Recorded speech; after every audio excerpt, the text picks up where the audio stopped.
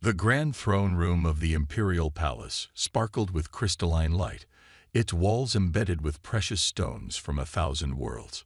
Princess Dawn stood by her throne, her silver hair floating in the artificial gravity field that surrounded her, a display of power that had become her trademark. Before her knelt the latest suitor, a being from the merchant worlds of the Bright Ring. His scaled skin glittered with expensive bioenhancements, and neural processors visibly pulsed beneath his transparent skull. Like all the others, he had come to claim her hand. "Your Imperial Highness," the suitor's translator conveyed his words in the pure language of the Empire, "I offer you the combined wealth of 17 star systems." Dawn didn't even blink. "Stand," she commanded, her voice carrying the weight of 10 generations of imperial breeding. The suitor rose, hope visible in his 3 eyes. "Tell me," she said, "what makes you worthy of the imperial bloodline?" The alien straightened his ceremonial robes. "My genetic profile shows 97% compatibility with your superior DNA. My intelligence quotient ranks in the top percentile of my species, and my family's technological achievements have advanced space travel by decades." Dawn walked down the crystalline steps, each footfall echoing in the massive chamber. The court observers held their breath. They had seen this scene play out 87 times in the past year alone. "Impressive credentials," she said, circling the suitor. "Yet you speak only of numbers and achievements. Tell me something that matters." The suitor's confidence wavered. I don't understand. These are the highest qualifications any being could offer." "Exactly." Dawn stopped in front of him. "You are like all the others, bred for perfection, engineered for success, and completely without substance." The court advisor, Master Reed, stepped forward. "Your Highness, perhaps you could consider." "No." Dawn's voice cut through the air like a plasma blade. "This audience is over." The rejected suitor's skin changed color in embarrassment as guards escorted him out. It was the 88th rejection this year, and the 300th since Princess Dawn had come of age. Later, in her private chambers, Dawn stood before the quantum mirror, studying her reflection. Her perfect features were the result of countless generations of genetic engineering. Like all imperial nobles, she could process information faster than any computer, lift 10 times her weight, and manipulate energy fields with her mind. Master Reed entered after requesting permission.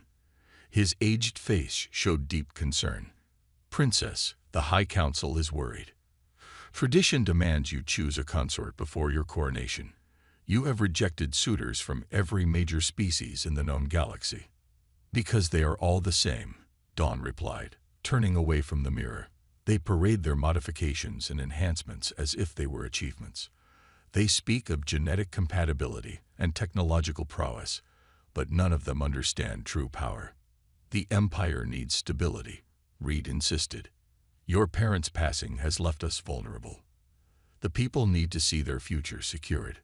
Dawn walked to her observation window, looking out at the capital city that sprawled across the planet's surface.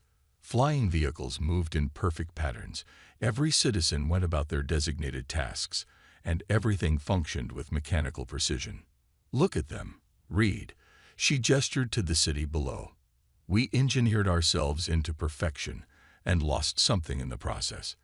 These suitors, they're all products of the same flawed thinking. They believe power comes from modification and enhancement." "Then what are you looking for, Your Highness?"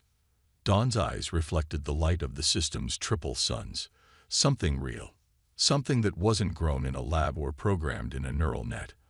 I want someone who understands that true power isn't about genetic percentages or technological achievements." Reed sighed heavily. "Such beings are rare in our modern galaxy, Princess." "Then perhaps," Dawn said, her voice carrying a hint of weariness, "we've been looking in the wrong places." She turned back to the city view, her perfect features set in determination. "I will not settle for another empty shell, no matter what tradition demands. When I find what I'm looking for, I'll know it." Little did Princess Dawn know that her words would soon be tested in ways she never imagined. as news of Earth's first contact was about to reach the Imperial Palace. The announcement of Earth's delegation arrival sent ripples through the Imperial Palace. Dawn watched from her private balcony as the human ship descended through the atmosphere. It wasn't sleek like Imperial vessels. Instead, it was bulky, practical, and somehow managed to look both primitive and impressive at the same time. Humans, Master Reed said, standing beside her. They only achieved faster than light travel 50 years ago. Their genetic code is completely natural. No enhancements at all. Dawn raised an eyebrow. Then why are we welcoming them? They've done something remarkable, Reed explained. In 50 years, they've accomplished what took other species centuries. The High Council believes they could be valuable allies, despite their limitations. The welcoming ceremony was set in the lesser throne room. Dawn sat on her crystal throne, watching as the human delegation entered. Most of them looked nervous, overwhelmed by the grandeur, except one. James walked with the confidence of someone who had seen enough of life to not be impressed by mere appearances. His uniform was simple but well-maintained, and unlike his companions, he looked directly at Dawn instead of bowing his head. "Your Imperial Highness," the lead diplomat started, "we bring greetings from Earth." "You," Dawn interrupted, pointing at James.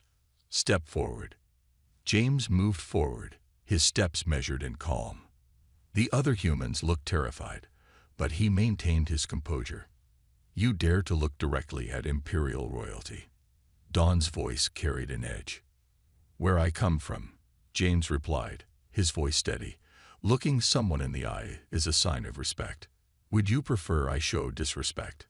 The court gasped. Nobody spoke to the princess this way. Dawn rose from her throne, floating down the steps until she stood before James. Even with her enhanced height, he still stood slightly taller. "You're either very brave or very foolish," she said. James smiled slightly. "In my experience, the line between the two is pretty thin. Do you know," Dawn circled him slowly, "that I could end your life with a thought?" "I do," James replied. "But you won't." Dawn stopped. "You seem very certain." "You're curious," James said. "You want to know why I'm not afraid." Killing me would leave that question unanswered.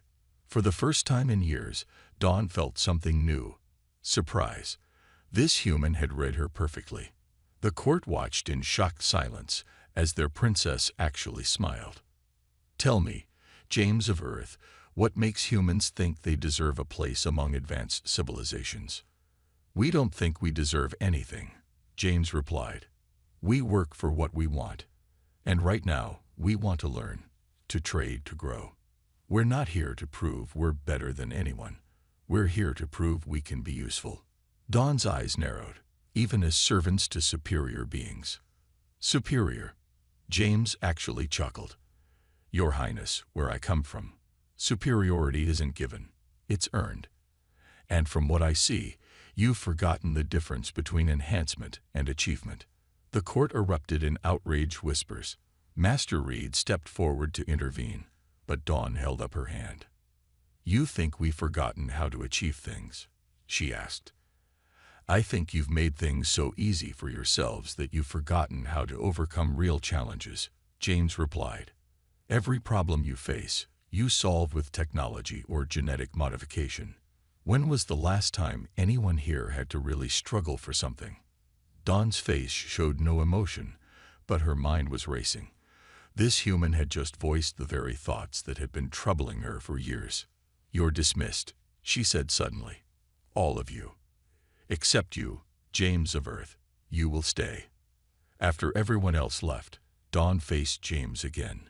"You've insulted my empire, challenged our ways, and questioned our achievements. Do you know what happens to beings who do that?" James stood his ground. "They usually get killed. But like I said, you won't do that." Dawn moved closer, her silver hair floating in her energy field. "No," she said softly, "I won't. Instead, I'm going to test your words. Let's see if humans really remember how to overcome challenges." The smile that crossed her face made James realize He might have talked himself into something bigger than he'd intended, but somehow he wasn't worried.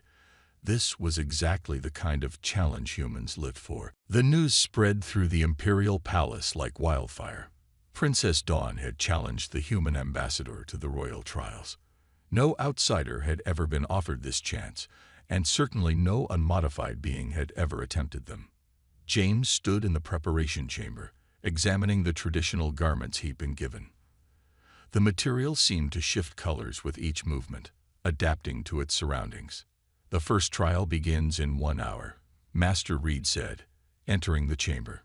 "You can still withdraw with honor. No one would blame you." James continued adjusting the garments. "What exactly are these trials?" "3 tests," Reed explained. "Mind, body, and spirit, each designed to prove worth to the imperial bloodline. Each potentially lethal. Has anyone ever passed them all?" "No one has completed even the first in 50 years. Reed paused. "The princess designed these versions herself. They're different from the traditional trials." James smiled. "Of course they are." The first trial took place in the Chamber of Minds. James entered to find Princess Dawn waiting, floating cross-legged above a pool of shifting liquid metal. "The task of mind requires you to solve a puzzle," she explained. "The liquid below responds to thought patterns. Shape it into a perfect replica of your greatest fear." James approached the pool. "That's not a puzzle. That's a trap." Dawn's eyes narrowed. "Explain." "You want to see what humans fear, to understand our weaknesses," James said.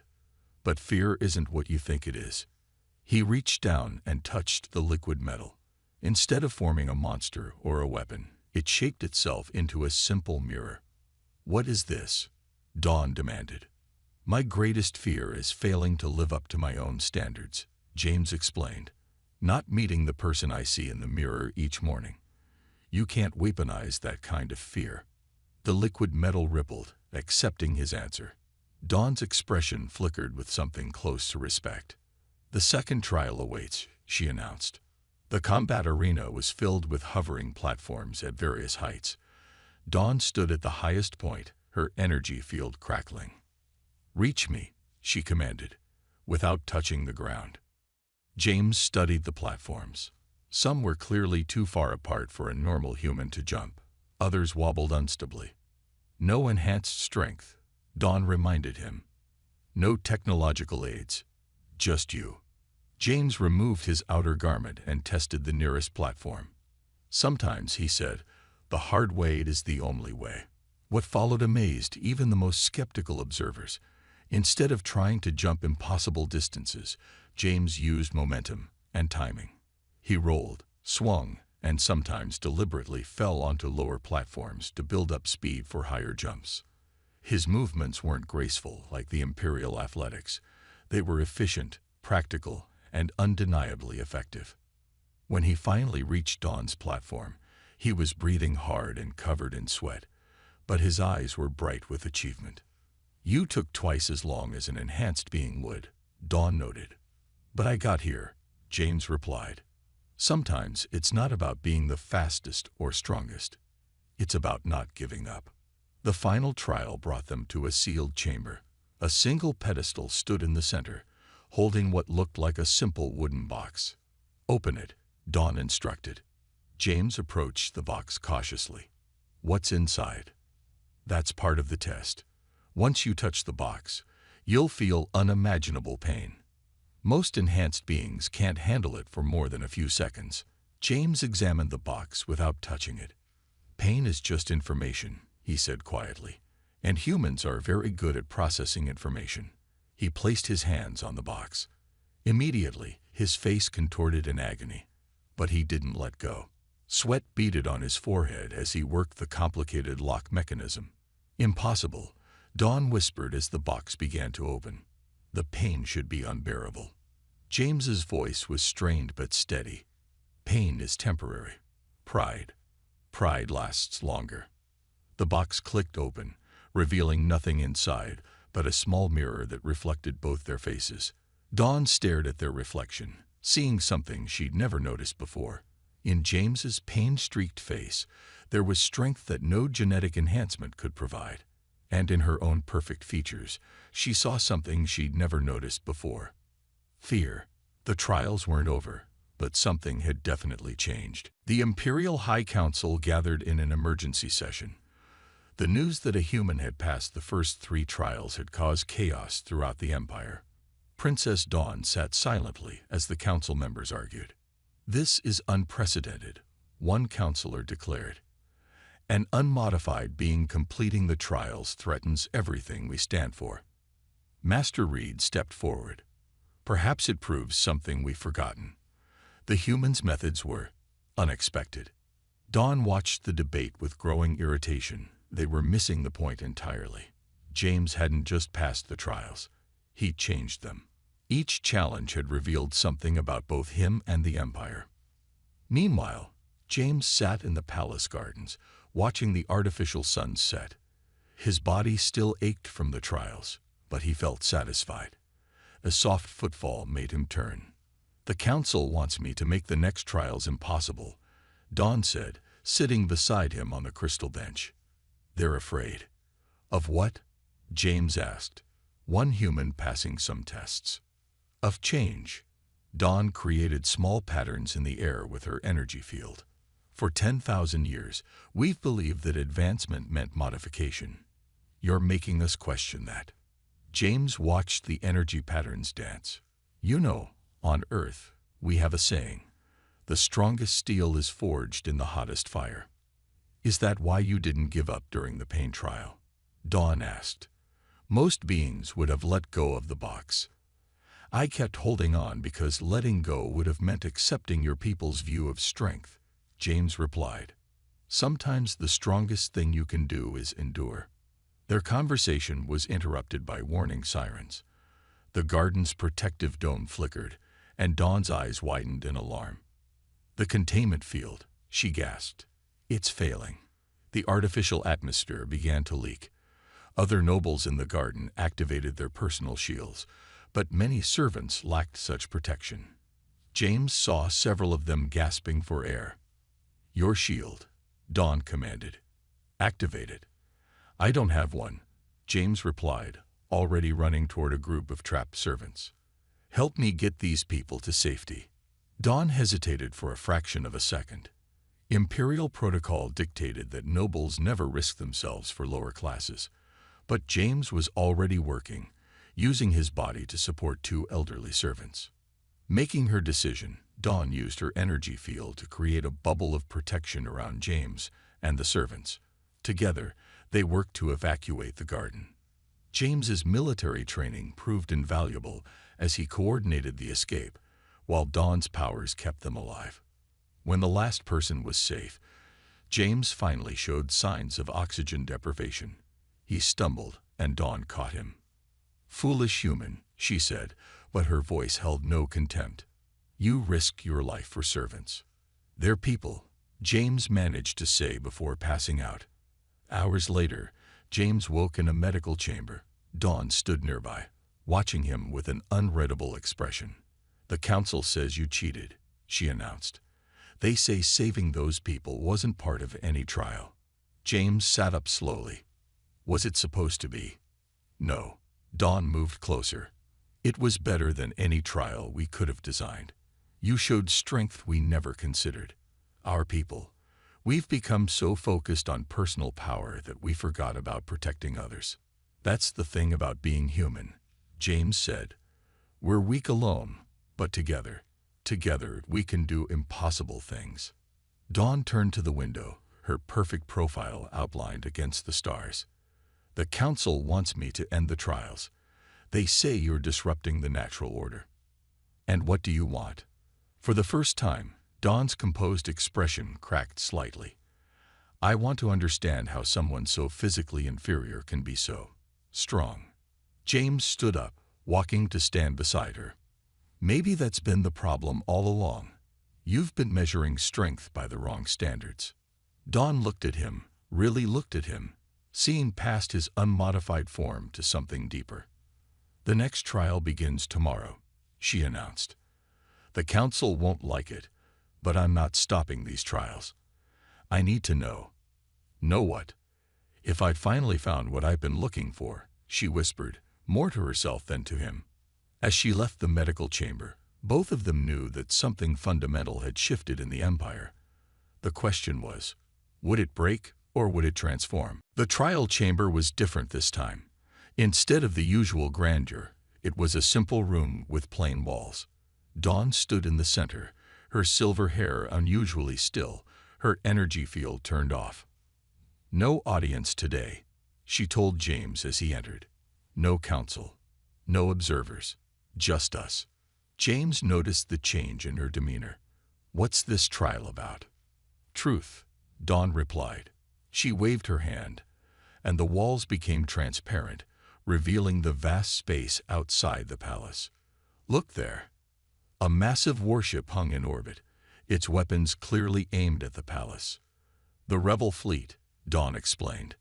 They've been waiting for a moment of weakness. The council's arguments about your trials gave them the opportunity they needed. James studied the situation. How many people in the palace? 12,000. Most are servants, workers, and their families. Dawn's voice was tight. The rebels demand that I surrender myself to them. They say the Empire has grown weak, that we need to return to pure genetic superiority. And if you don't surrender, they'll destroy the palace. Dawn turned to face him. This is your final trial, James. Tell me what to do. James blinked. You're asking me? You've shown me different kinds of strength. Now show me wisdom. James walked to the window, thinking. Those rebel ships, they're enhanced like your people. Dawn nodded.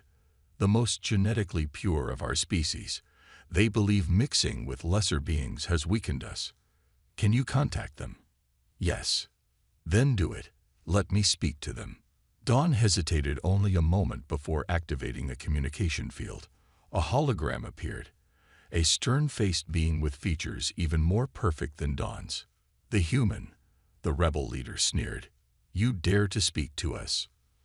I dare a lot of things, James replied calmly, including offering you a challenge. The rebel leader laughed. What could you possibly offer? A test of real strength. You and me, one-on-one. If you win, Princess Dawn surrenders to you. If I win, you leave. James, no, Dawn whispered. They'll kill you. The rebel leader's perfect features twisted in amusement. And why would we agree to this? Because if you don't, James said, everyone will know you were afraid to face an unmodified human. The silence that followed was deafening. Finally, the rebel leader spoke. Agreed. Prepare for combat. The hologram vanished. Dawn grabbed James's arm. This is suicide. They have enhanced strength, speed, reflexes, and pride. James interrupted. That's their weakness. The combat was set in the palace's main courtyard. The rebel leader, who called himself the Pure One, stood opposite James. His body literally glowed with power. Any last words, human? The Pure One asked. James smiled. Just remember, you agreed to face me one-on-one. The fight began. The Pure One moved with incredible speed, but James didn't try to match it. Instead, he dodged, rolled, and used his opponent's momentum against him. Each time the Pure One struck, James wasn't there. Fight me. The Pure One roared in frustration. Why? James asked, ducking another blow. You're doing a great job fighting yourself. The Pure One's attacks became wilder, more desperate. His perfect form began to show signs of strain. James kept moving, kept talking, kept making his opponent angrier. Finally, the Pure One overextended himself. James stepped inside his guard and struck. Not with strength, but with precision. The rebel leader stumbled, lost his balance, and fell. Before he could rise, James placed a foot on his chest. You know what your problem is. You're so focused on being perfect that you forgot how to adapt. Dawn stepped forward. The challenge is over. The human has won. The Pure One stared up in disbelief. How? How did a lesser being defeat me? Because James said, offering his hand to help his fallen opponent up, strength isn't about being perfect. It's about knowing your weaknesses and working with them. The rebel ships departed soon after, their perfect warriors shaken by the sight of their leader being defeated by an unmodified human. But the real impact was visible on Dawn's face as she watched James. She had finally seen what she'd been searching for: true strength, not in perfection, but in the courage to embrace imperfection. The final trial had revealed more than just a winner.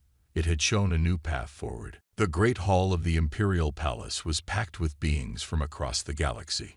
News of the humans' victory had spread faster than light itself, bringing diplomats, nobles, and curious observers from every corner of known space. Princess Dawn stood before her throne, her traditional floating crown hovering above her head. The High Council flanked her, their faces showing various degrees of concern and disapproval. James stood at the bottom of the crystal steps, waiting. "We are gathered," Dawn's voice carried through the hall, "to witness something unprecedented." She descended the steps, each movement graceful and measured. The crowd held their breath, expecting another challenge, another test. Instead, Dawn did something that shocked the entire empire. She knelt before James. The collective gasp from the audience was like a wave. Master Reed stepped forward, his voice trembling. "Your Highness, this is not our way." "Our way," Dawn spoke clearly, still kneeling, "has been wrong." She looked up at James, her perfect features showing genuine emotion for the first time in public. "For generations, we believed that standing above others made us strong. We modified our bodies, enhanced our minds, and looked down on those we considered lesser beings." James tried to help her up, but she stayed where she was. "No," she said, "let them see. Let everyone see that true strength isn't about standing above others. It's about knowing when to kneel." The council erupted in protests. Several nobles stormed out of the hall, but Dawn continued speaking. "This human, with no enhancements, no modifications, showed us what we have forgotten. Strength isn't in perfection. It's in the will to keep going despite imperfection." She stood then, turning to face the assembly. "I am your princess, and soon I will be your empress. But if we continue to isolate ourselves in our perceived superiority, we will fall. The rebels proved that our way leads only to conflict." James watched as Dawn's words began to affect the crowd. Some of the younger nobles were nodding, while others whispered among themselves. "The empire needs to change," Dawn declared. "We need to remember what it means to strive, to struggle, to grow. And we need to learn from those we once thought beneath us." She turned back to James, her voice softer but still clear. "You never tried to prove you were better than us. You simply showed us a different kind of strength. That is why I knelt. Not in submission, but in recognition." James stepped forward, taking her hand. "Where I come from, we believe that true leadership means serving others. A leader who can't kneel doesn't deserve to stand above anyone." The hall was silent for a long moment. Then, slowly, one of the younger council members stepped down and knelt. Others followed, not just nobles but representatives from dozens of worlds. "The empire is changing," Dawn announced. "From this day forward, we will measure worth not by genetic purity or technological enhancement, but by actions and character." She turned to face James fully. "My people demand that their ruler have a consort of equal strength. Until now, no one has proven worthy. But strength isn't what we thought it was." James looked into her eyes, seeing past the perfect surface to the person beneath. "Are you asking what I think you're asking?" "I'm not asking," Dawn said, a small smile playing on her lips. "I'm offering a chance to help change an empire, to bridge two worlds, to show that true power comes in many forms." The council couldn't object, not after witnessing their princess kneel. The ancient laws demanded proof of worth, and James had provided that in ways no one had expected. As the hall erupted in a mixture of cheers and murmurs, Dawn leaned close to James. You know this won't be easy. Many will resist change. James smiled. Nothing worth doing is ever easy. That's another human saying. You have a lot of those. We have thousands of years of learning things the hard way. Makes for good quotes. Dawn's laughter, real and unrestrained, echoed through the hall. Another first for the Empire. As she stood there, hand in hand with a being she once would have considered inferior, she realized that the greatest victory wasn't in the trials or the combat. It was in learning to see strength in its many forms, and having the courage to embrace change. 1 year after the historic kneeling, the imperial palace had transformed. Where once only genetically perfect beings walked, now creatures of all kinds moved freely through its crystal halls. The throne room, once a place of cold perfection, hummed with diverse energy. Dawn stood at her favorite balcony, watching ships from Earth arrive with more human delegates. James joined her, wrapping an arm around her waist. The integration program is working better than expected, he said. Your people are actually asking for human teachers now. Dawn nodded. They're learning that there's strength in being imperfect. Yesterday, I saw a noble child fall while running. Instead of using enhanced balance, she got up on her own. Her mother looked proud. Small steps, James smiled. Speaking of which, they turned to watch a group of young Imperials training with human instructors. Instead of using their genetic enhancements, they were learning to rely on natural abilities. The Council's latest report shows interesting changes, Dawn said. Birth requests for unmodified children have increased. Parents are choosing to let their children develop naturally. Are you worried? James asked. About losing our advantages? No, we're gaining something more valuable. Watch. Below them, a young Imperial child struggled with a physical exercise. Instead of giving up or activating enhancements, the child kept trying. Finally, success came, not through perfection, but through persistence. That's what we were missing, Dawn said softly. The joy of earning victory. The palace communication system chimed. Master Reed's hologram appeared. Your Majesties, the first graduating class of the Mixed Academy is ready. The ceremony took place in the garden, where James and Dawn had once faced a crisis together. Young beings from across the galaxy stood in formation. Some enhanced, some natural, all standing as equals. Dawn addressed them, her voice carrying the same authority as always, but now with added warmth. You are the first class to learn both ways, the way of enhancement and the way of natural development. You understand that true strength comes not from being perfect, but from the courage to embrace imperfection. James stepped forward. On Earth, we have a tradition of giving graduation speeches. Instead of speaking, I want to show you something. He activated a hologram showing scenes from the past year. Enhanced beings learning to work without their modifications.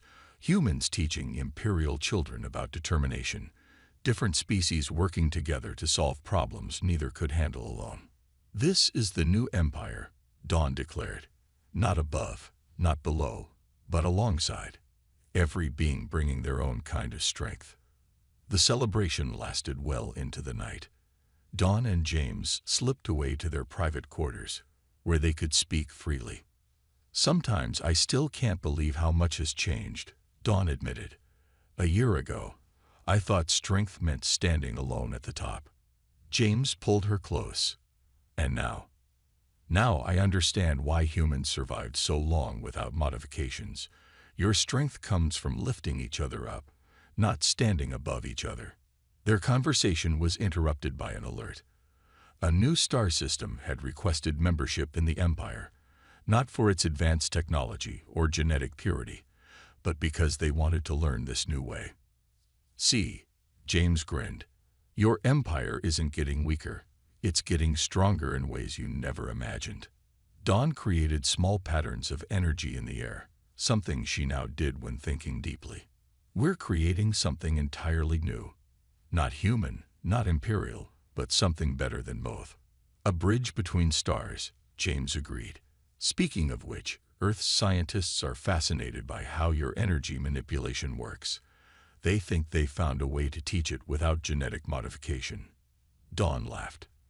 And our scientists are still trying to understand how humans developed such mental resilience without neural enhancements. Together, they watched the three suns set through their window. The empire was changing, growing, learning. Where once stood a civilization obsessed with perfection, now grew one that understood the power of diversity and the strength in unity.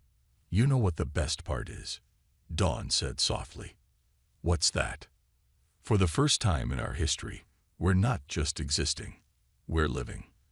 As night fell over the capital, the stars seemed to shine brighter, witnessing the birth of a new age, one where strength wasn't measured by modification or enhancement, but by the capacity to grow, change, and lift others up along the way.